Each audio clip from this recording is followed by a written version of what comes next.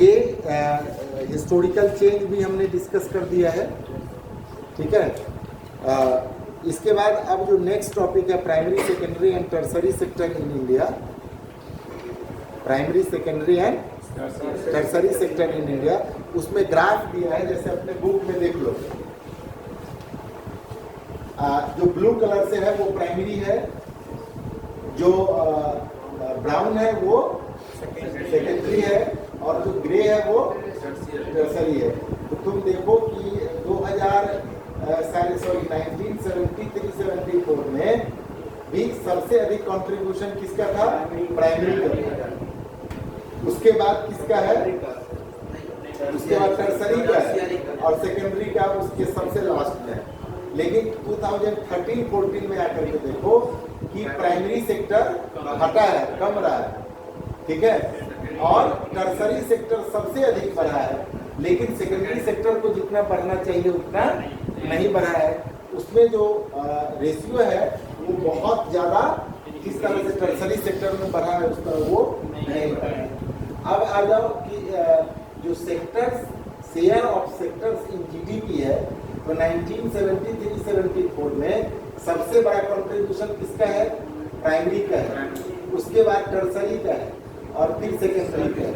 लेकिन 2013-14 में भी देखोगे तो सेकेंडरी का प्राइमरी से थोड़ा ही अधिक है, ज़्यादा है, लेकिन टर्सरी सेक्टर का सबसे अधिक है, जबकि होना चाहिए सेकेंडरी सेक्टर का सबसे अधिक। इसी तरह एम्प्लॉयमेंट में देखोगे 1972-73 में सबसे अधिक कंट्रीब्यूशन प्राइमरी का है, उसके बाद टर्सरी का है, उसके बाद सेकेंडरी का है। लेकिन 2011-12 में प्राइमरी सेक्टर घट रहा है और टर्सरी सेक्टर बढ़ रहा है। लेकिन जितना प्राइमरी सेक्टर में घट रहा है उतना ही टर्सरी सेक्टर में बढ़ रहा है, और सेकेंडरी सेक्टर बढ़ रहा है। ये 24% इस बार दिया है, पिछले बार इसमें 15% ही दिया था। अभी 9% कहाँ से लाया है सरकार, सोते सरकार जाने, डाटा के साथ भी हेरफेर कर रहा है, ठीक है। ये चीज़ थोड़ा देखना, पढ़ना किताब से, और फिर जो नहीं समझ में आए मुझसे पूछो या लिखो, जो नहीं समझ में आए या बोलो हमको लिखा देने के लिए, तो हम उसको लिखवाएंगे, ठीक है। अब आ जाओ, एक टर्म आता है अनएम्प्लॉयमेंट।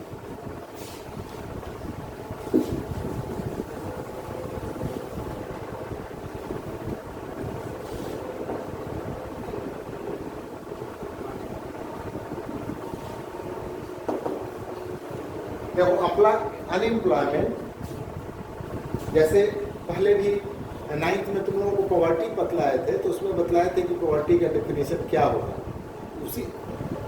उसी तरह अनएम्प्लॉयमेंट का मतलब, अनएम्प्लॉयमेंट ऐसा नहीं है जैसे कोई आदमी बैठा हुआ है, उसको कहो कि चलिए ना काम करिए ना, पैसा देने को कहेगा ना मान रहा है, और शाम में वो आदमी कहे कि आई एम स्टिल अनएम्प्लॉयड, वो का बात नहीं चलेगी। अनएम्प्लॉयमेंट का मतलब है when people are ready, when people are desirous, आदमी जो है वो इच्छा रखता है या तैयार है काम करने के लिए, लेकिन उसकी योग्यता के अनुकूल काम नहीं कर रहा है, ठीक है। जैसे कोई इंजीनियरिंग करके आया, क्या करके आया? इंजीनियरिंग करके आया, और वो ठेकेदारी कर रहा है, या ठेकेदारी भी नहीं कर रहा है, वो ट्रैक्टर का ड्राइवरी कर रहा है, किसी का ट्रक चला रहा है। एम्प्लॉयमेंट तो कहोगे, लेकिन वो रियल एम्प्लॉयमेंट नहीं है। उसने जो एजुकेशन लिया, जिस तरह का स्किल सीखा है, उस क्षेत्र में अगर उसको कोई काम मिल रहा है तो उसको एम्प्लॉयड बोलेंगे, अदरवाइज उसको अनएम्प्लॉयड बोलेंगे, ठीक है।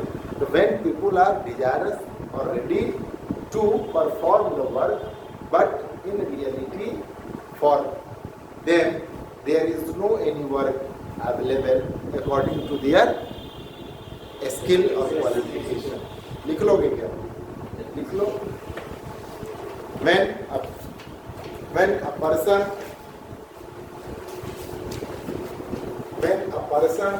लिख दे, when a person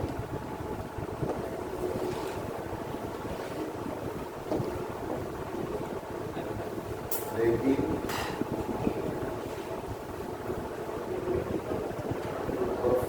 the work, but in reality there are no inward available for them according to their skill and qualification.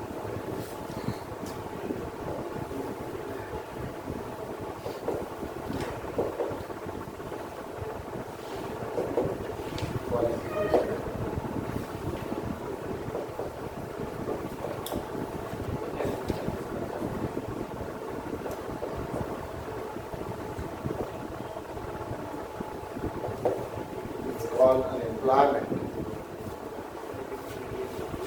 When a person is ready to perform the work, but in reality there are no any work is available for them according to their skill and qualification, is called unemployment. Yeah, unemployed.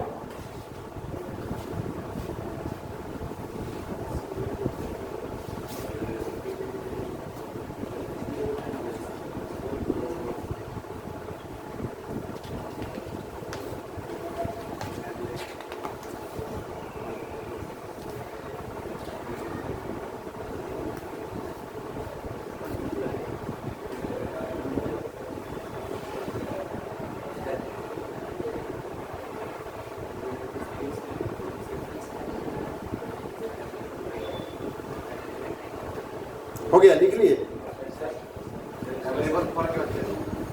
Available for them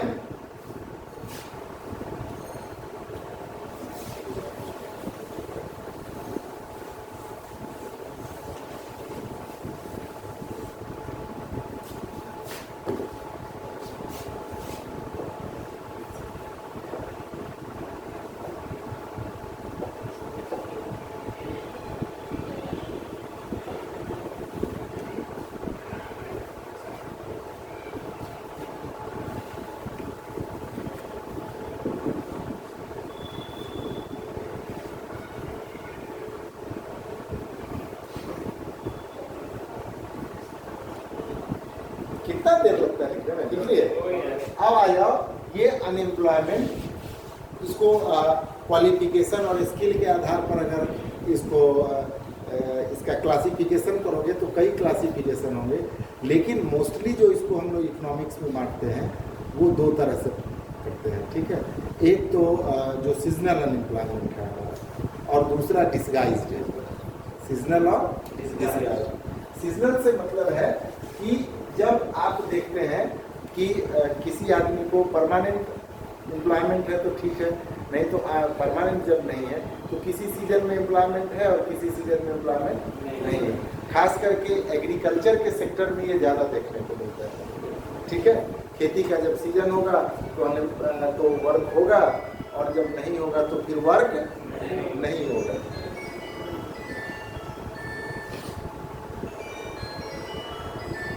Then after, hello,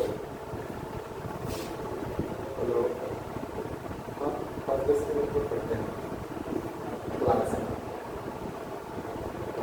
Then after,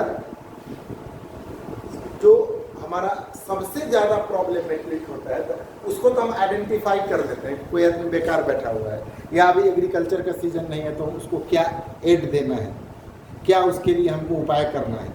लेकिन सबसे बुरा होता है disguised unemployment, इसको hidden unemployment भी बोलते हैं। उसमें है क्या, डिस्गाइज्ड में कि when people seems to be employed, when people seem मतलब हमको प्रतीत होता है कि वो एम्प्लॉयड है, लेकिन in reality they are not in any work, वह किसी काम में नहीं। जैसे तुम्हारे पास किसी आदमी के पास 1 एकड़ जमीन है, है ना, या कोई एक चादर बुनने का काम घर में करता है, वो एक्चुअली 2 आदमी का ही काम है, वो तुम्हारे माता पिता दोनों मिलकर के उस काम को कर लेंगे। लेकिन तुम 3-4 भाई बहन हो, अपने माता पिता के साथ भी तुम 3-4 भाई बहन भी पूरे दिन लगे रह जाते हो, तो वो एम्प्लॉयमेंट कितने का है? 2 आदमी का ही। रेस्ट जो 3-4 आदमी और उसमें लगे रहे, वो डिसगाइज अनएम्प्लॉयमेंट में काउंटिंग होगी उसकी। बात समझ में आए? है? ये बात ध्यान रखेंगे। तो डिसगाइज का लिख लो।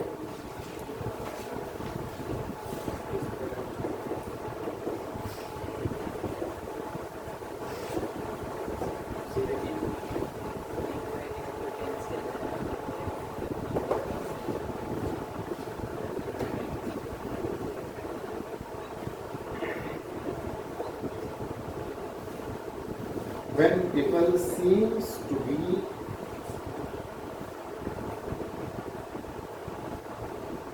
inspired,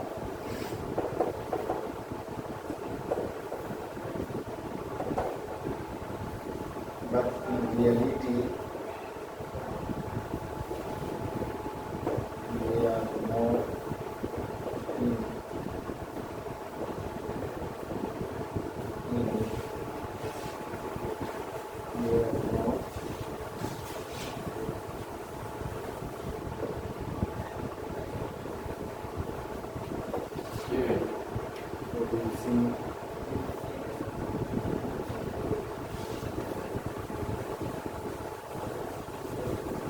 but they are not producing.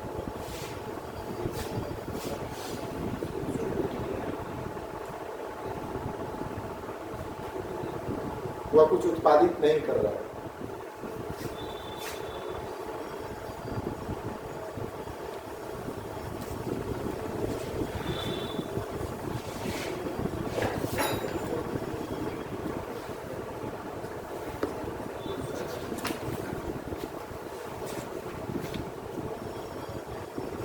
Book में भी डिफिनीशन दिया है, उसको तुम लोग देख लेना। साफ करें। बोर्ड पर, अच्छा बोर्ड पर ऐसे ही लिखते हैं, तो वहाँ कैमरा में नहीं दिखता था, छोटा छोटा पिक्चर होता है। वही तो, अरे इससे पढ़ाई ही पूरी नहीं हो पाती ना, ऑनलाइन पढ़ करके अगर होता तो क्या था।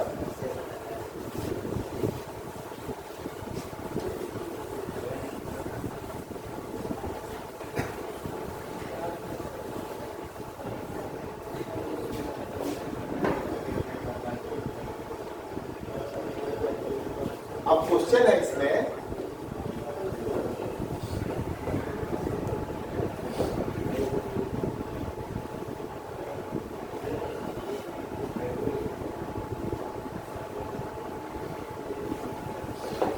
how to create more employment, how to create more employment। देखो इसमें बहुत सारे ऐसे हैं, जैसे अगर हमको पूछा जाए कि अगर क्वेश्चन, देखो सीबीएसई एप्लीकेशन बहुत करता है, मैंने नए चीज़ों की उम्मीद करता है, तो ऐसा सारा क्वेश्चन नहीं डालता है कि सारे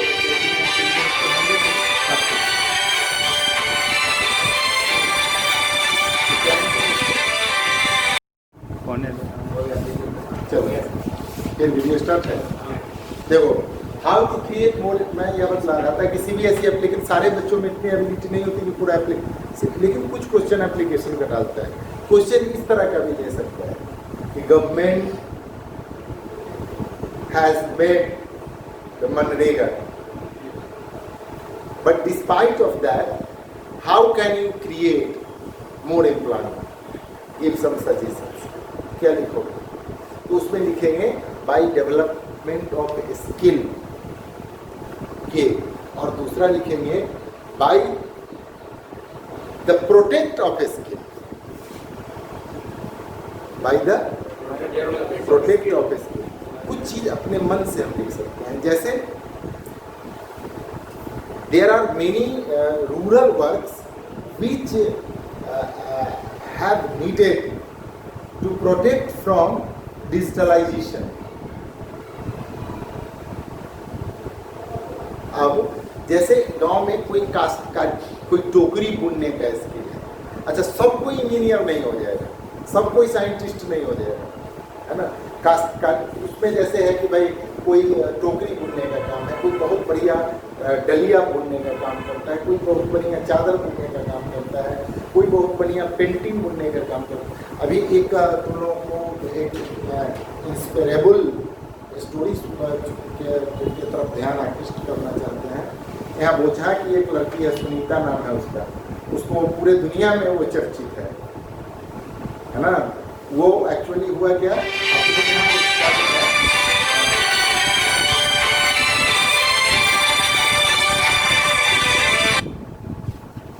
अपने यहाँ एक सोर्स साधन है बिस्तर का, सुजनी जिसको बोलते हैं, तुम सब समझते होगे सुजनी के। गांव में हमारी महिलाएं, हमारी माँ, हमारी बहनें, हमारी दादी चाची वो सिलती थी और उस पर लोग सुनता था। तो सबका बचपन सुजनी पर ही बीता है, छोटा छोटा सुजनी नानी दादी सिल करके भेजती थी। तो उस सुजनी बुनने की कला और उस पर चित्रकारी को लेकर के इतना अधिक फेमस हुई कि बोझा का नाम पूरे, उसको यूनिसेफ से और क्या टाट से उसको अवार्ड मिला सुनीता को, जबकि वो पढ़ी लिखी भी नहीं है। बाद में उसने मैट्रिक की परीक्षा पास की है कि भाई कुछ पढ़ना जरूरी है। और बहुत लोग इंजीनियर बन करके अढेला फोड़ रहा है, उसको कोई नहीं जानने के लिए तैयार है। वो क्यों पहचानी गई? स्किल के कारण। तो स्किल को प्रोटेक्ट करना जरूरी है। स्लिप बेल पर सोना अच्छी बात है, लेकिन 10 साल जो सोता है उसको पीठ एक हो रहा है, पीठ के दर्द से वो परेशान है?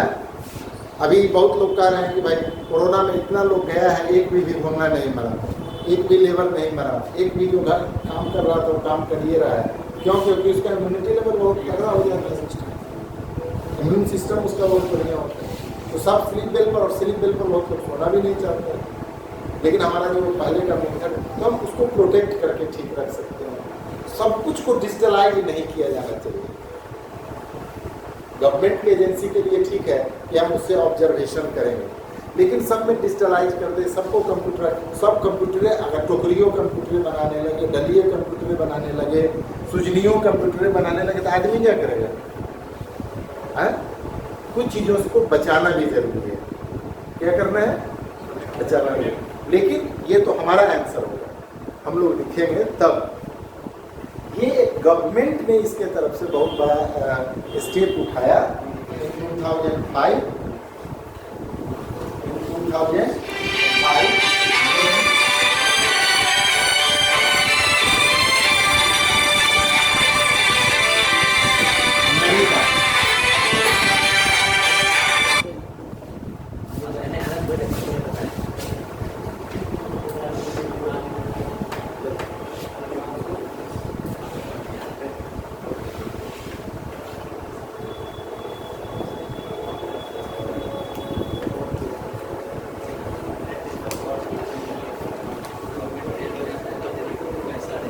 National rural employment guarantee act, बाद में इसमें एक संशोधन के तहत एम जोड़ दिया गया है।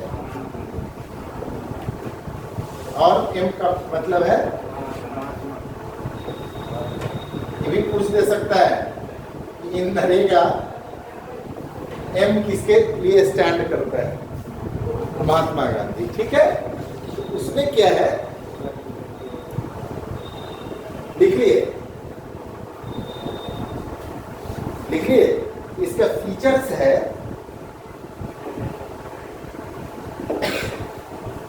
इसका फीचर्स है, मतलब इसकी विशेषता क्या है? सबसे पहला है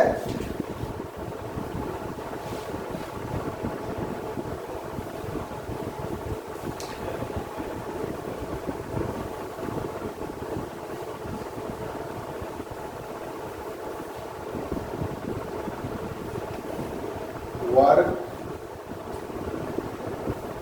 as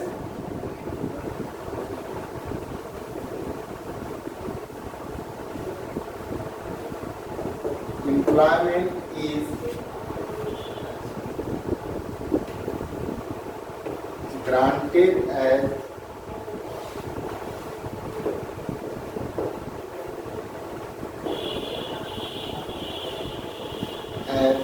right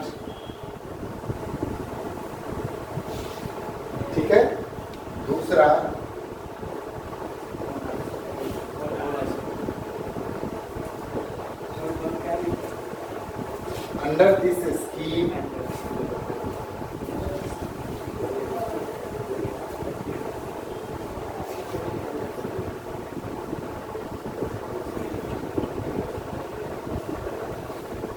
household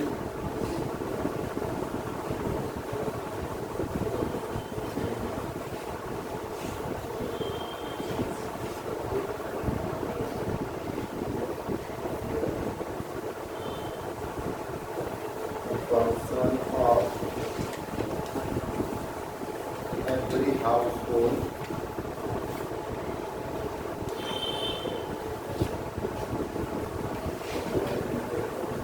provides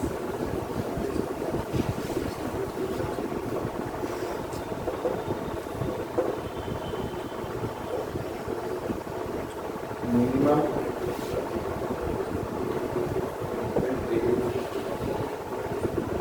work, minimum 100 days work प्रत्येक फैमिली के एक आदमी,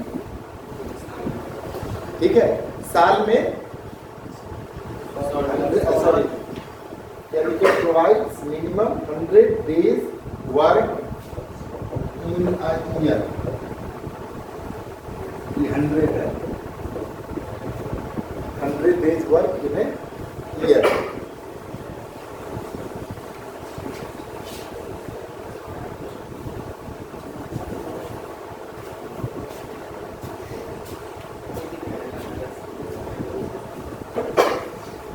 लिख लिया, नीचे जगह नहीं है, तीसरा लिखो।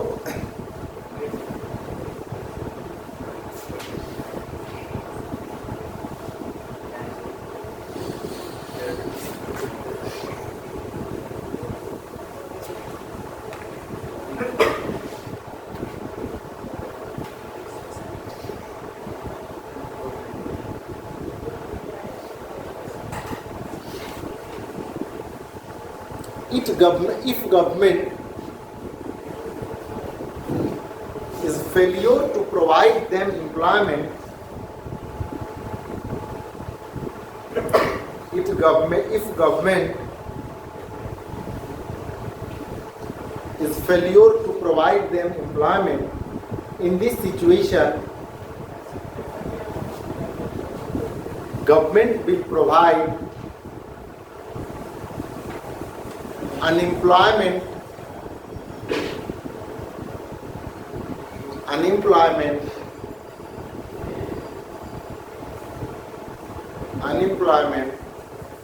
allowances, ALLOWANCES, allowances, लिख लिए हैं?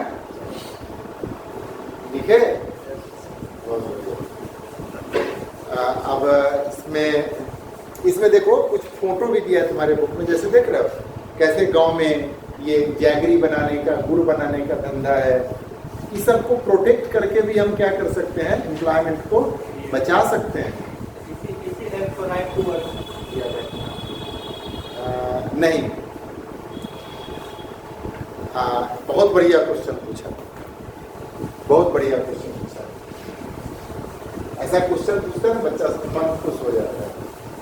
देखो ये जो मनरेगा है, ये मनरेगा स्कीम है। क्या है? स्कीम है। और जिस एक्ट के तहत ये स्कीम है वो है right to work scheme, right to work act 2005, right to work act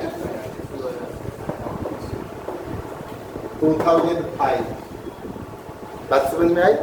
right to work act 2005। और बहुत बढ़िया, और इसी एक्ट के तहत क्या है, स्कीम है, कौन सा?